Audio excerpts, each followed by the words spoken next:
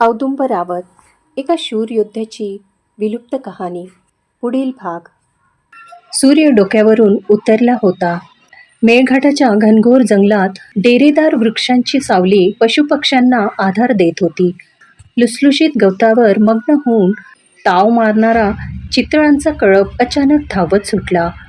जंगलाला धोक्याची सूचना देणारे टिटवीची टिवटिवाट कानी पडू लागली होती. हवेच्या झुळकेने बांबूच्या झाडामधून वेगळाच आवाज निर्माण होत होता. बाभळीच्या झाडावरून किडे किरकिर करत होती. हळूच कुठून तरी मोरांचा केकारव ऐकू येत होता. दुपारच्या शांत वातावरणात अचानक पक्ष्यांचा किलबिलाट वाढत होता. शिकारीसाठी जंगलात आलेल्या कबिल्यावासियांची त्यांना जाणीव झाली असावी.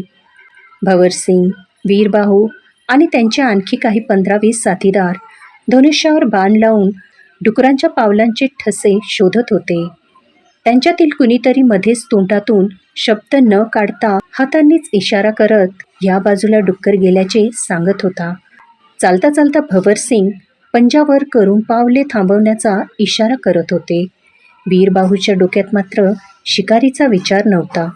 तो विचार करत होता, ज्या प्रकारे पावलांच्या ठश्यावरून आपण सावज कुठे असेल याचा शोध घेतो, अगदी तसेच कडीला कडी जोडत आपण आपल्या दुष्ट पित्यापर्यंत पोहोचू शकतो. या विचाराने वीरबाहू चमकला. किंचित मान हलवून तो मनात काहीतरी निर्धार करत होता. वीरबाहूच्या टाळक्यात वेगळेच विचार दौडत असल्याचे फकीराने हेरले होते. त्याने वीरबाहूच्या खांद्यावर हात ठेवून थोपटले. असे करून आपण सर्व शिकारीला आलो असल्याची जाणीव फकीराने वीरबाहूला करून दिली होती. वीरबाहू याआधी शिकारीसाठी अग्रेसर असायचा. आज मात्र कबिल्याचे नेतृत्व भवरसिंग करत होते. आपल्या अनुभवाच्या जोरावर सावजाचा शोध घेत होते. शिकारीवर निघण्यापूर्वीच भवरसिंग यांनी वीरबाहूच्या चेहऱ्यावरून त्याचे आज चित्त धाऱ्यावर नसल्याचे ओळखले होते. म्हणून स्वतःहून शिकारीचे नेतृत्व स्वतःकडे घेतले होते. वीरबाहूने एक कटाक्ष फकीरावर टाकला. उजव्या डोळ्यावरची भुवई उंचावून, शिकार हा माझ्यासाठी डाव्या हाताचा खेळ आहे. लक्षात ठेव, आजही शिकारी जास्त वाटा माझाच असेल. तशी प्रतिभा वीरबाहूची होतीच. त्याची बुद्धिमत्ता, धनुर्विद्या हे जणू अनुवंशिकपणे त्याला मिळाले असावे. त्यामुळेच तो कबिल्यातील इतरांपेक्षा एक पाऊल पुढे विचार करायचा. अर्थात त्याचा पिता कुणी महान योद्धा असावा का? वीरबाहूने चालता चालता आपली पावले थांबवली. तो थांबताच त्याचे पुढे आणि मागे चालत असलेले कबिल्यातील शिकारीही थांबले. वीरबाहू जमिनीवर डुकरांच्या पाऊलखुणा शोधू लागला. पायवाटेच्या खाली उतरून बाभळीकडे जाताना डुकरांच्या पावलांचे ठसे त्याला दिसत होते. बाभळीच्या खोडाजवळ एक छोटे भगदाड त्याला दिसले. त्या भगदाडात त्याला काहीतरी हालचाल होत असल्याचे दिसत होते. वीरबाहूने ओठ दातात दाबत तीक्ष्ण नजरेने पाहून क्षणाचाही विलंब न करता धनुष्याची दोरी ताणून सोडली. त्याच्या धनुष्यातून निघालेला बाण भगदडाच्या तोंडावर गुलाबी नाक काढून हुंगत असलेल्या डुकराच्या नाकात घुसला होता. ते डुक्कर वेदनेने विवळू लागले, किंचाळू लागले. भगदडाच्या बाहेर येऊन धावू लागले. कबिल्यातील एकाने रोखून धरलेला बाण डुकराच्या दिशेने पटकन सोडला. आणखी आवाजाचा वेग वाढवून किंचाळत डुक्कर जमिनीवर तडफडत पडले. वीरबाहूकडे भुवया उंचावून पाहत फकीराने त्या डुकराचे पाय वेलीने बांधून पाठीवर लटकवले. चला पुढे जाऊया, असे म्हणत भवरसिंग यांनी हाताच्या पंजांनी सगळ्यांना इशारा केला. परंतु त्याच्या इशाराकडे कुणाचे लक्ष नव्हते. सगळेजण वीरबाहूकडे पाहत होते. वीरबाहू सागाच्या खोडाजवळ एका छोट्या बिळातून बाणाच्या टोकाने काहीतरी उरकून काढत होता. भवरसिंग वीरबाहूला म्हणाले, भाच्या, सशाच्या मांसानं जास्त माणसाचं पोट भरणार नाही. चल चितळ शोधू. वीरबाहूला ससा दिसला असावा असे भवरसिंग यांना वाटले होते. वीरबाहूने एकटक भवरसिंगकडे पाहून स्मित केले आणि त्या बिळात हात टाकून धामण जातीचा साप बाहेर काढला. तो साप उंचीने प्रौढ माणसापेक्षा मोठा होता. अतिशय चपळतेने वीरबाहूच्या हातातून सुटण्याचा प्रयत्न करत होता. सगळ्यांच्याच मनात वीरबाहू काय भलते उद्योग करत आहे याबद्दल तर्कवितर्क सुरू झाले होते. भंवरसिंग सुद्धा गोंधळला, पण काही बोलण्यापेक्षा वीरबाहू त्या सापाचे काय करणार हे बघण्यातच त्यांना समाधान वाटले. शेरूला मात्र राहवले नाही. पुढे येऊन हळू आवाजात पुढचे दात किचकवत वीरबाहूला म्हणाला, वीरबाहू, आज साप खायची इच्छा झाली का? नाही, या सापाला तुझ्या कमरेला बांधायचे आहे आणि सापाचं तोंड मधोमध लोंबकळत सोडायचं आहे. बघू काय करतो साप आणि तुला कुठं कुठं चावतो. वीरबाहू शेरूची चेष्टा करत होता. अरे, जीव घेतोस की काय? ये बाबा सोड, चावेल मला. तो अशा जागेवर चावेल की संपलं समज माझं सगळं पुरुषत्व. शेरू घाबरून म्हणाला. कावराबावरा होऊन शेरू वेगाने बाजूला झाला. शेरूला बिथरलेला पाहून भंवरसिंग आणि कबिल्यातली इतर शेरूची आणखी थट्टा करू लागले. हातात साप घेऊन वीरबाहू डुकराच्या भगदडांकडे वळला. वीरबाहूने त्या सापाला डुकराच्या भगदडात सोडले. वीरबाहू काय योजना आखत आहे हे कबिल्यातील सर्वांना आता उमगले होते. त्यासाठी ही योजना नवीनच होती, परंतु पुढे काय घडणार याचा अंदाज सगळ्यांनी लावला होता. सगळ्यांनी पाय वाटेवर गुडघे ठेवून बसत भगदडाच्या तोंडाकडे बाण रोखून धरले. भगदडात साप सोडून वीरबाहू थोड्या अंतरावर जाऊन गुडघा जमिनीला टेकवून बसला. त्याच्या बाणाचा निशाणा भगदडाच्या तोंडावर होता. साप आत गेल्यावर एकामागून एक 5-6 डुकरे आवाज करत भगदडाच्या बाहेर येऊ लागली. धनुष्याची दोरी ताणून धरलेल्या कबिल्यातील लोकांनी एकामागून एक बाण सोडले. क्षणात सगळी डुकरे दीर्घ किंचाळत तडफडत रक्तबंबाळ होऊन जमिनीवर पडली. डुकरांचे प्राण गेल्यावर कबिल्यातील काही शिकाऱ्यांनी वेलीच्या सहाय्याने त्याचे पाय बांधून त्यांना खांद्यावर लटकवले. आज शिकारीसाठी धावपळ करावी लागली नव्हती, त्यामुळे कबिल्यातील अगदी सगळेच आनंदी झाले होते. अवघ्या काही तासात कबिल्याचे शिकारी झोपडीकडे परतले होते. कबिल्यातील प्रत्येकजण वीरबाहूच्या कल्पनेची स्तुती करत होते. त्याच्या तल्लख बुद्धीची प्रशंसा करीत होते. मध्येच कुणीतरी शेरूचा आणि सापाचा किस्सा काढला. तेव्हा शेरूची पुन्हा सगळे टिंगल उडवू लागले. शेरूही त्याची टिंगल उडवण्याला मनावर न घेता सगळ्यांसोबत दात विचकत ओठांच्या कपारीतून लाळ टपकवत हसत होता. भंवरसिंग पुढ्यात चालत होते. वीरबाहूची विचार क्षमता कबिल्यातील सगळ्यापेक्षा वेगळी कशी याचे कारण भंवरसिंग जाणून होते. पौर्णिमेचा चंद्र पाहून भंवरीचा वीरबाहूशी विवाह लावून द्यावा असा विचार त्यांच्या डोक्यात सुरू होता. गालावर स्मित उमटवत एकटेच मनोमन बडबडत होते. माझा नातू, भंवरीचा मुलगा, वीरबाहूसारखाच बुद्धिमान असेल. त्याचं नाव काय ठेवायचं? शेरबाहू? नाही. वीरपुत्र? वज्रबाहू? हां, हे छान आहे. भंवरीच्या मुलाला अंगाखांद्यावर मनसोक्त खेळवेन. मोठ्या मुलीचं चिखलदऱ्याच्या कबिल्यात लग्न लावून दिलं. ती तिचा कबिला सोडून कधी येत नाही. तिच्या मुलांना सांभाळू शकलो नाही, खेळवू शकलो नाही, ही खंत आहेच. वीरबाहू आपल्याच कबिल्यात राहील, भंवरीही तोंडासमोर राहील. वीरबाहू आणि भंवरीच्या लग्नामुळे आणखी एक गोष्ट साध्य होईल. वीरबाहूच्या डोक्यातून जंगलाबाहेर जाण्याचं खूळ कायमचं निघेल.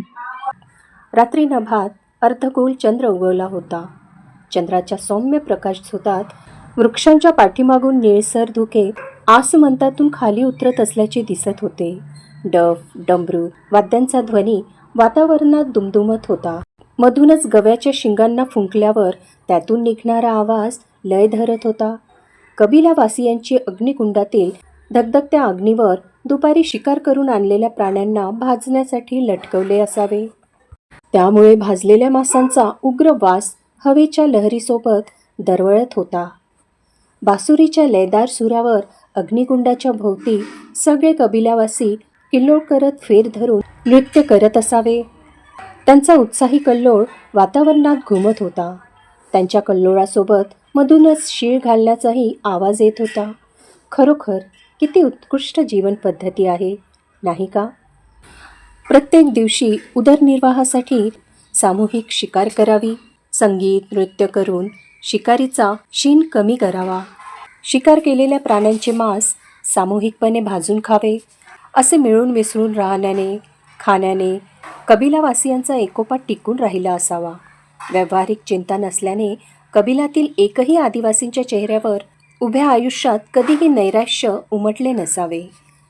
कबिलाच्या पूर्णता विपरीत वीरबाहू वागत होता. सगळे कबिलावासी शिकारीभोवती आनंदाने नृत्य करत असताना वीरबाहू मात्र झोपड्यांच्या पाठीमागे पारिजातकाच्या विभागलेल्या फांदीवर लेटून विचारमग्न होत असे.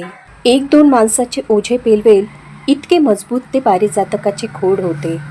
पारिजातकाच्या कळ्या उमलू लागल्या होत्या. त्यांचा सुगंध अतिवेगाने वातावरणात पसरत होता. भाजलेल्या मांसांच्या तीव्र वासाला पारिजातकाचा सुगंध शंभत होता. हवेच्या हलक्या स्पर्शाने पारिजातकाच्या फुलांचा वीरबाहूच्या अंगावर वर्षाव होत होता. वीरबाहूच्या अंगावरून घरंगळत खाली पडणाऱ्या पारिजातकाच्या पुष्पांच्या सड्याने जमीन शुभ्र नारंगी रंगाने आच्छादित होत होती. पारिजातकाच्या फांदीवर लेटून निरभ्र आकाशातील अर्धगोल चंद्राकडे पाहून वीरबाहू मनामध्ये काहीतरी निर्धार करत होता. त्याच्या निश्चयी नजरेत ते स्पष्ट दिसत होते. स्थिर नजरेने चंद्राकडे पाहत असताना अचानक पारिजातकाचे पुष्प त्याच्या डोळ्यावर पडून त्याची तंद्री भंग पावली. पापणी लपलपवताना कुणीतरी त्याच्याकडे पाहत असल्याचा त्याला भास झाला. चंद्रावरून नजर हटवून त्याने पटकन बाजूला पाहिले तर भवरी त्याच्याकडे पाहत उभी असल्याचे त्याला दिसले. ती त्याच्या देखण्या चेहऱ्याला डोळ्यामध्ये सामावून घेत होती. अग्निकुंडाजवळ वीरबाहू दिसत नसल्याने त्याला शोधत ती इथपर्यंत आली होती. वीरबाहूने तिच्याकडे पाहिल्याने तिच्या ओठांवर एक हास्यकळी उमलली. तिची पावले आपोआप वीरबाहूकडे चालत येऊ लागली. तिने पारिजातकाच्या झाडाजवळ येऊन वर मान करून झाडावर बहरलेल्या फुलांच्या सुगंधाला छातीत खोलवर सामावून घेत डोळे बंद केले. वीरबाहू फांदीवरच डाव्या कुशीवर वळला आणि कोपराला फांदीवर ठेवून त्याने पंजावर मस्तक ठेवले. जसे श्रीसागरात शेषनागाच्या वेटोळ्यावर श्री विष्णू विश्राम करतात अगदी तशीच त्याची मुद्रा होती. वीरबाहूच्या चेहऱ्यावरचे निश्चयी भाव भवरीला पाहून क्षणात बदलले.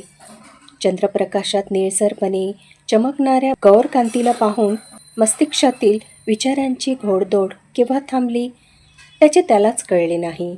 भवरीची त्याच्यावरची नाराजी गेली आहे हे त्याला ठाऊक होते, परंतु ठाऊक असल्याची भनक लागू न देता तो मुद्दाम स्मित करत म्हणाला, काय झालं? मला शोधत आलीस? नाही. का शोधू तुला? पारिजातकाच्या सुगंधानं मला इकडे खेचून आणलंय. नाराजीचा भाव चेहऱ्यावर आणत ओठ एका बाजूला ओढत भवरी म्हणाली. खरं की खोटं? वीरबाहूने विचारले. खरं. तू जुईचा सुगंध सोडून पारिजातकाचा सुगंध उंगत बसला आहेस. मग मी सुद्धा पारिजातकाचा सुगंध नको का उंगायला? भवरीच्या बोलण्याचा अर्थ वीरबाहूला उमगला होता. जुईचा सुगंध भवरीच्या अंगावर रात्रदिवस घमघमत असतो म्हणून ती असे बोलत होती. थांब, येतो खाली. उठून बसत वीरबाहू म्हणाला. नको, तू वरच बस. आता जवळ नको. तुला एकदा मिठीत घ्यायचं आहे. तू यावर विश्वास ठेवणार नाहीस, परंतु हे सत्य आहे. तुझ्यात एक अदृश्य शक्ती आहे.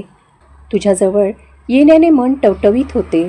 बघ ना, केव्हाच त्या चंद्राला माझ्या प्रश्नांची उत्तरे विचारतोय. तो एकही उत्तर देत नाही, फक्त हसत लाजत आहे. परंतु माझ्या समोरच्या चंद्राच्या नुसतं समोर येण्याने माझ्या प्रश्नांची उत्तर मला लागलीच मिळाली. जिभेने गालाच्या एका बाजूला फुगवत तिरकस नजरेने वीरबाहूकडे लाजून पाहत भवरीने वीरबाहूला विचारले. पिवळ्या पिकलेल्या आंब्याप्रमाणे गोड बोलणं छान जमतंय हं? बरं, असा कोणता प्रश्न आहे ज्याचं उत्तर त्या चंद्राने दिले नाही आणि मी दिलं? म्हणजे या चंद्राने दिलं. स्वतःला चंद्र म्हणून घेते.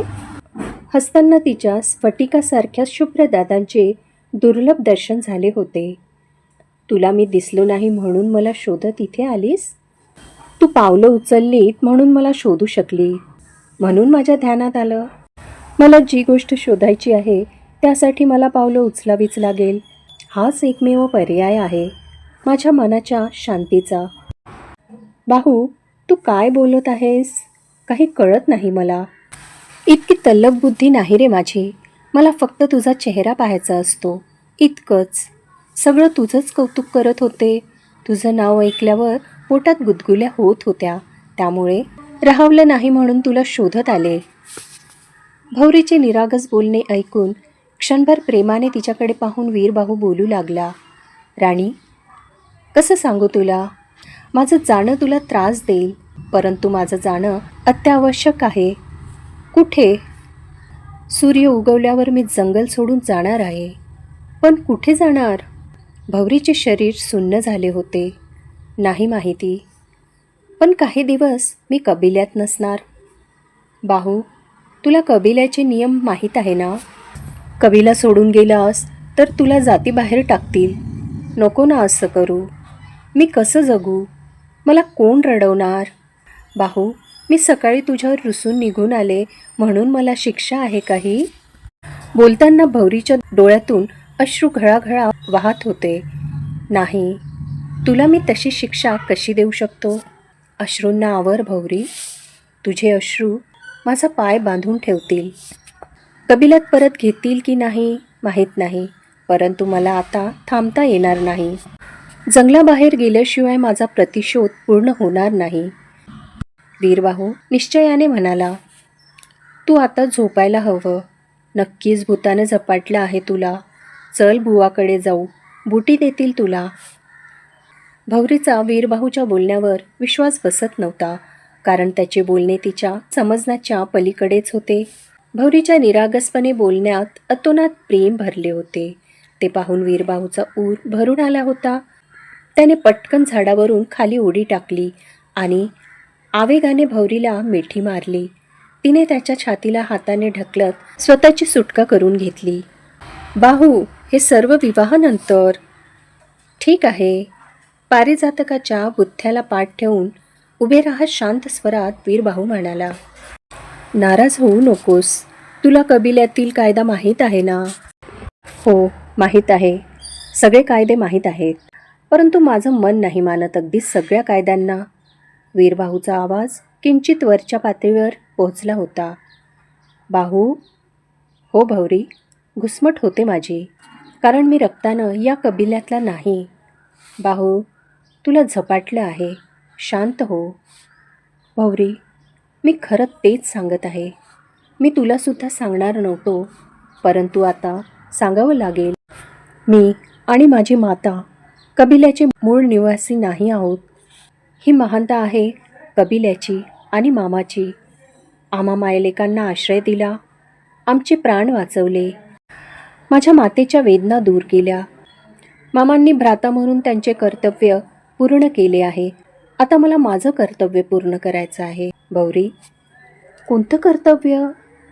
मला त्या क्रूर माणसाचा शोध घेऊन त्याला मारायचं आहे, ज्यानं माझ्या मातेला आणि मला श्वापदांच्या पोटाची भूक शमवण्यासाठी जंगलात सोडले होते. बाहू, आणि माझं काय? त्या माणसांसारखंच तू मलाही मरण्यासाठी सोडणार आहेस का? तुझ्याशिवाय मी तडफडत मरणार नाही का? वायफळ बोलू नकोस जुई. तू माझं काळीज आहेस, फक्त काही दिवस.